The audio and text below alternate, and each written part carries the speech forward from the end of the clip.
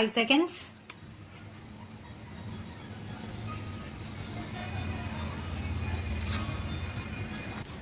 Mr. Deputy Speaker, this is a measure which we think is being rushed through the House in an atmosphere of mystery. Even the Honourable Member, who has been associated with the Public Accounts Committee for such a long time and who is now the present Chairman of the PAC, has put forward his views very eloquently to tell us how this is a matter of great complexity and is sought to be rushed through without proper details being made available to the members of Parliament. Why this attitude is being taken by the government? Suddenly, after so many years, government feels one night that they must have audit separated from accounts and promulgate an ordinance. Thus, legislation by ordinance has become almost the order of the day.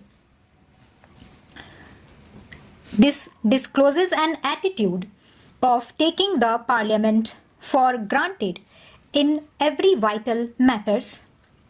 Of course, this is an important bill which need not be opposed from political point of view, and it is an important piece of legislation, but this is sought to be placed before the House. They think they can pass any legislation they like so long as the present composition continues, and they need not take Parliament into confidence. This is our basic charge.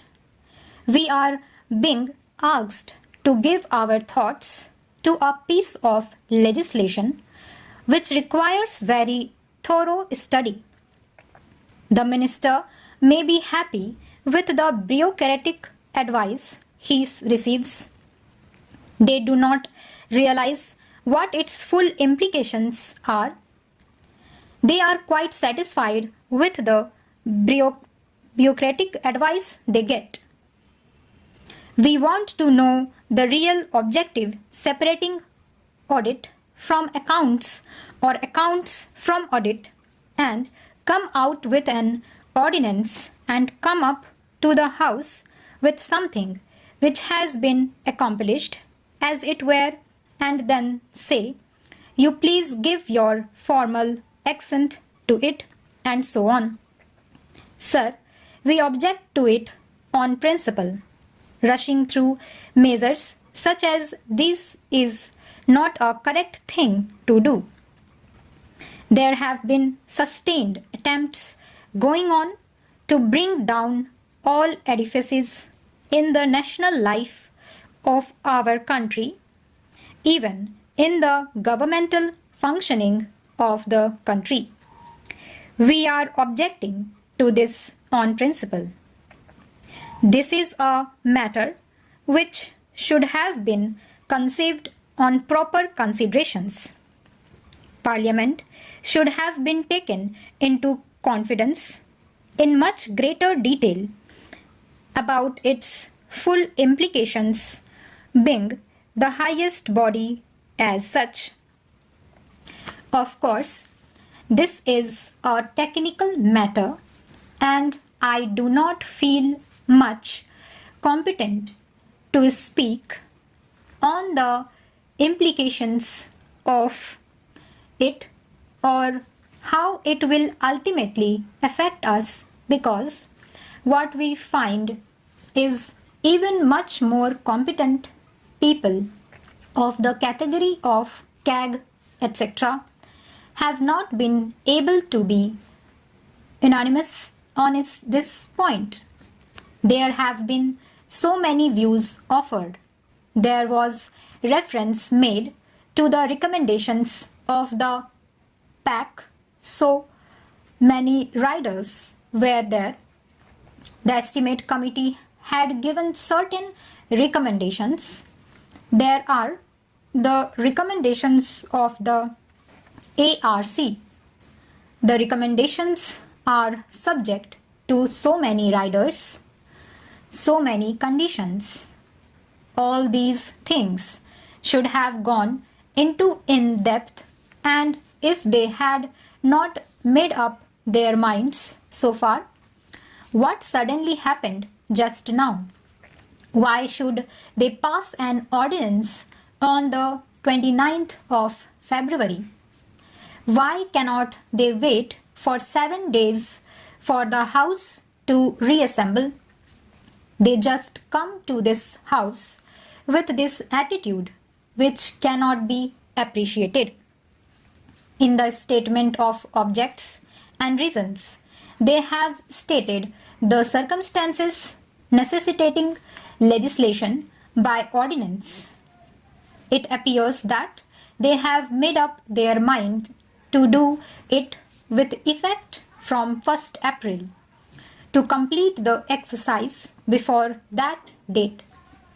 Without taking the view of the legislature, the executive has come to a decision, and they have stated, as it were, implementing the decision. To start with, they want to do it in connection with 3 ministries. The present accounting system applicable to most ministries and departments is essentially external to financial management functions, where the payments are made by the treasuries and accounts are compiled by the audit and accounts offices under the control of the Controller and Auditor General on the basis of initial and subsidiary accounts received by them from the treasuries. This system worked fairly well when governmental business was limited.